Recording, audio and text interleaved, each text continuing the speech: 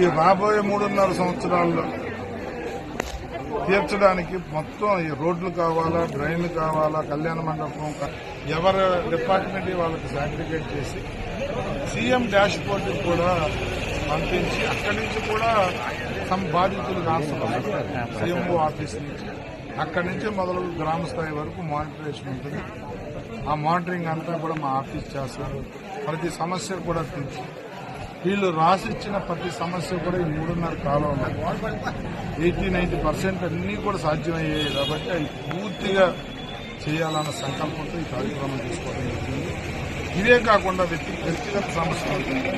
Revenue పరంగా భూ survey సంబంధించి కానీ, పట్టాదారు పాస్ పుస్తకాలు రాలేదని కానీ, లేకపోతే డిస్ప్యూట్ పక్క రైతుతో ఉంది కానీ, కుటుంబ డిస్ప్యూట్ ఉంది కానీ, ఇలా ఏదన్నా వ్యక్తిగతంగా అర్జీలు ఇవ్వచ్చు. అలాగే పెన్షన్ రాని వాళ్ళు, రేషన్ కార్డు లేని వాళ్ళు, ఇల్లు లేని వాళ్ళు, ఒకవేళ సొంత ఇల్లు ఉండి జాగా ఉండి డబ్బులు గవర్నమెంట్ నుంచి ఆశించే వాళ్ళు